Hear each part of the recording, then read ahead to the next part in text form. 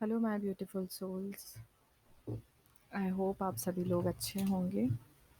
So okay, Pisces ascendant देखते हैं आप लोगों के लिए जून का महीना कैसा रहने वाला है। मीन लग्न, आप लोग जानते हैं कि मैं लग्न पर आधारित ही प्रिडिक्शन करती हूँ, तो अगर आपकी लग्न मीन है तो ये रीडिंग आपको ज़्यादा रेजोनेट करेगी। ओके, सो देखते हैं कि मीन लग्न वालों के लिए जून का महीना कैसा रहने वाला है। Okay, Pisces ascendant.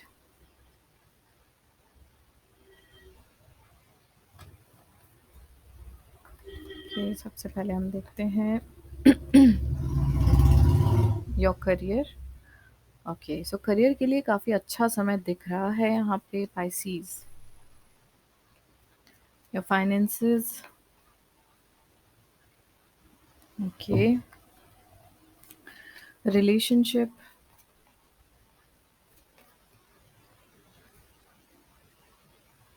And marriage.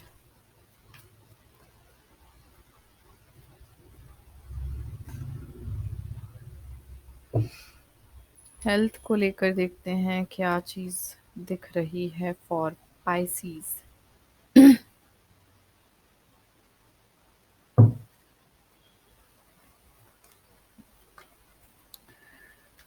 Enemies और लीगल मैटर्स अगर हैं तो ओके, पेरेंट्स की अगर हम एनर्जी देखें, parents and in-laws. Okay, share market में अगर आप इन्वेस्ट करते हैं तो या कहीं भी आप निवेश कर रहे हैं तो माय गॉड इतने सारे कार्ड्स नीचे। Let me take one card जो कि यहाँ पे मुझे दिख रहा है, and this is patience.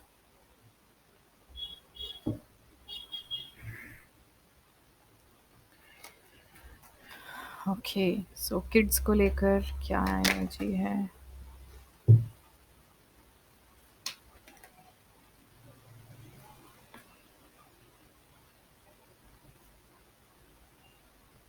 Okay, inverted stress inverted आया है, बाकी मेरा पूरा डेक अपराइट में है बट ये कार्ड रिवर्सल आया है।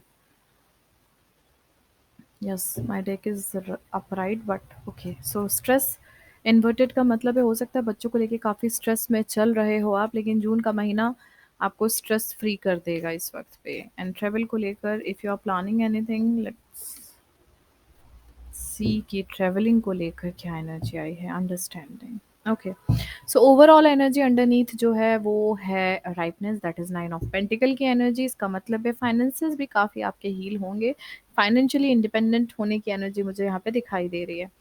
सो ओवरऑल अगर हम बात करें यहाँ पे करियर की, तो करियर के लिए अच्छे स्कोप्स आपको मिल सकते हैं। पार्टनरशिप में भी आप अगर बिजनेस कर रहे हैं तो आपको ग्रोथ ही मिलेगी। न्यू जॉब की यहाँ पे चीज़ें दिखाई दे रही हैं, अगर आप ट्राई कर रहे हैं कहीं नई जगह आपको ज्वाइन करना है तो न्यू जॉब की अपॉर्चुनिटीज़ यहाँ दिख रही हैं। इवन 15 जून के बाद भी और अच्छा आपको अपने जॉब या वर्क प्लेस पे लगेगा, लेकिन थोड़ा शेड्यूल हेक्टिक रहेगा। मतलब हार्ड वर्क यहाँ बहुत नीडेड होगा, लेकिन फिर भी you will enjoy your work. मतलब आप हार्ड वर्क के बाद भी आप अपने वर्क को एन्जॉय करोगे, सो वो चीज़ फिर बहुत अच्छी होती है, उसमें कोई प्रॉब्लम नहीं होती। फाइनेंसेस की बात करूँ, हीलिंग की एनर्जीज़ का मतलब है काफ़ी समय से आपके फाइनेंसेस जो हैं वो मिसबैलेंस हो रहे थे, तो अब धीरे-धीरे वो फाइनेंसेस जो हैं वो भी हीलिंग की तरफ जा रहे हैं, ठीक हो रहे हैं। इस समय पे फाइनेंसेस आपके अच्छे रहेंगे, ग्रो भी रहेगी, और यहाँ तक कि 22 जून के बाद आपके फाइनेंसेस जो हैं वो और स्ट्रॉन्ग हो सकते हैं। ठीक है? थोड़ा-सा आपको ये ध्यान रखना है कि अपनी वाणी पे आपको संयम रखना पड़ेगा, क्योंकि रिलेशनशिप की बात अगर मैं करूँ तो कंट्रोलिंग, यानी कि आपका जो कंट्रोलिंग इश्यू रहेगा ना, डोमिनेटिंग जो आपका नेचर, उसको आपको थोड़ा-सा चेंज करना अब मैंने क्यों बोला डोमिनेटिंग, जबकि पाइसेस कभी डोमिनेटिंग होती नहीं है, लेकिन शनि इस वक़्त आपके लग्न में बैठा हुआ है, जो आपकी वाणी को भी थोड़ा-सा ऐसा कर सकता है। दूसरा, आप कुछ गलत चीज़ों में फँस सकते हैं आपके बिहेवियर के कारण, क्योंकि इस वक़्त राहु आपके 12th हाउस में आपको कहीं न कहीं परेशान कर सकता है। कोई 12th हाउस में बैठा राहु ना आपको गलत एडिक्शन की तरफ ले जा सकता है। तो कुछ गलत चीज़ों से, गलत संगति से, गलत आदतों से थोड़ा-सा खुद को बचा के रखें। हाँ, अगर आप अपने रिलेशनशिप को मैरिज में कन्वर्ट करना चाहते हैं तो 22 जून के बाद आप बात कर सकते हैं। पॉसिबिलिटी है कि आप अपने जो जिसको आप पसंद करते हैं उससे आपके घर वाले बात उसकी सुने, आपकी बात सुन के वो चीज़ें थोड़े आगे लेके जाएँ, बट अभी नहीं, 22 जून के बाद। मैरिज की अगर हम बात करें या मैरिड लाइफ़ की बात करें, अभी आपके लिए अगर ऑप्शंस आ रहे हैं, थोड़ा इग्नोर कीजिए। अक्टूबर के बाद, अक्टूबर मंथ से आप नए रिश्ते अगर हैं, तो उसके बारे में विचार कर सकते हैं। अभी खुद के ऊपर फ़ोकस करें। जीवन साथी के के साथ आपका समय अच्छा बीतेगा, लेकिन गुस्से पे आपको नियंत्रण रखना पड़ेगा। फिर बोल रही हूँ, गलत रास्ते पे जाने से बचें। गुस्सा आ रहा है तो चुप रहना ज़्यादा सही है। इस वक़्त आपसे ज़्यादा आपके जीवन में अगर फ़ेमिनिन एनर्जीज़ हैं और अगर आप खुद फीमेल हैं, आपके अंदर फ़ेमिनिन का डोमिनेशन है, तो आपको अपने इंट्यूशंस को सुनना है और अपने रिश्ते को बचाने की कोशिश करना है, क्योंकि इस वक़्त पे शनि की दृष्टि जो सप्तम में है और छठे घर में जो मंगल केतु की युति है, थोड़ा-सा प्रॉब्लम्स हो सकती हैं, लेकिन आप चीज़ों को ठीक कर सकते हैं, इसलिए थोड़ा पेशेंस आपको रखना पड़ेगा। हेल्थ की बात करें तो यहाँ पे आपके ये जो है थोड़ा-सा पैशनेट वाली एनर्जी है, तो हो सकता है कि आपको बॉडी के लोअर पार्ट में, स्पेशली आपके पैरों में या हड्डी से संबंधित कोई इश्यू हो सकते हैं। अपना ध्यान रखें। हार्मोनल इश्यूज़ भी यहाँ पे हो सकते हैं। कंसीव अगर करना चाहते हैं, थोड़ा-सा फर्टिलिटी का इश्यू हो सकता है, तो योग, ध्यान और डाइट का अच्छे से ख़्याल रखें। बाकी चीज़ें जो हैं वो ठीक हो जाएँगी। एनिमीज़ या फिर लीगल मैटर्स की बात करूँ तो यहाँ पे आपके शत्रु आप पर हावी होने की पूरी कोशिश करेंगे। इवन आपके कर्म क्षेत्र में भी आपको परेशान करने की कोशिश करेंगे, लेकिन आपको डरना नहीं है। शत्रु आपके परास्त हो जाएँगे। आपको सिर्फ़ योग और ध्यान करके अपने आत्मबल को बढ़ाना है। और दूसरी चीज़, गलती हो जाए तो गिल्ट में नहीं आना है। गलती हो जाए तो उससे सीखो कि कहाँ गलती हमने कर दी, हम इसको अगली बार जो करेंगे उसमें कैसे हम ठीक कर सकते हैं। अपने आप को अंडर एस्टिमेट नहीं करना है, कॉन्फिडेंस बूस्ट करते रहना है, लोअर चक्र का मेडिटेशन कंटिन्यूएशन पे रखिएगा। पेरेंट्स की बात करूँ तो पिता की सेहत खराब हो सकती है, थोड़ा-सा ध्यान रखें। 15 जून के बाद अपनी माता से भी आपकी अनबन की स्थिति बन रही है। इन-लॉज़ की तरफ से कुछ ऐसी सिचुएशंस यहाँ दिखाई दे रही हैं, जहाँ पर अभी तो नहीं, लेकिन by the end of June ऐसी परिस्थिति बन रही है, जहाँ पर आप ओवरथिंकिंग करें और डिस्टर्ब हो जाएँ। तो अगर इन-लॉज़ के साथ ऐसी चीज़ें बन भी रही हैं, तो डोंट फॉरगेट कि वो भी आपके पेरेंट्स ही हैं, आपके स्पाउस के पेरेंट्स हैं। तो थोड़ा-सा चीज़ों को लाइटली लेके उन चीज़ों को अवॉइड करें, उसी में बेहतरी है।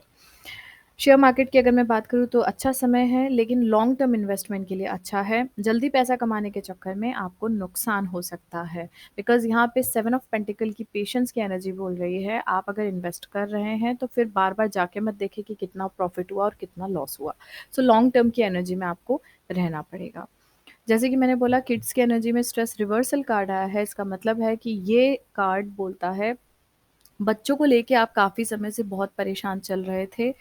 अगर आप कंसीव करना चाहते हैं तो अक्टूबर मंथ बेस्ट है, अभी तो नहीं, लेकिन अभी आप अपनी सेहत पे अच्छे-सा ख़्याल रख सकते हैं, ताकि आप कंसीव करना चाहें तो अक्टूबर-नवंबर तक का अच्छा समय रहेगा, उस समय पे आप कंसीव कर सकते हैं। अगर आपके बच्चे हैं जिनको लेके आप काफ़ी समय से परेशान चल रहे थे, तो जून के महीने में बच्चों की तरफ से स्ट्रेस आपका जो है वो कम हो सकता है। Okay.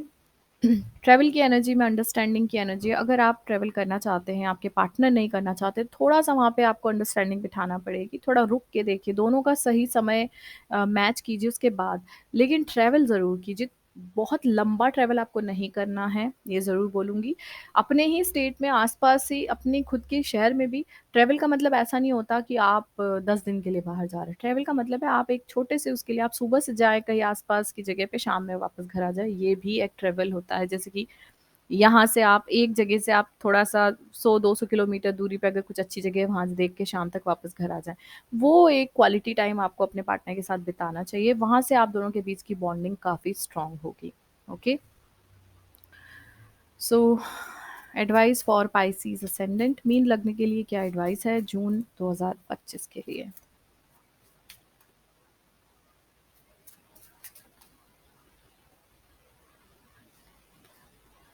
When you bond with someone in spirit, you both become a greater force for good. जब आप अपने पार्टनर से या जिससे भी आप सोल लेवल पे एक दूसरे के साथ एक बॉन्ड बनाते हैं, तो प्रैक्टिकल वर्ल्ड में आप दोनों का बॉन्ड और ज़्यादा स्ट्रॉन्ग होता है।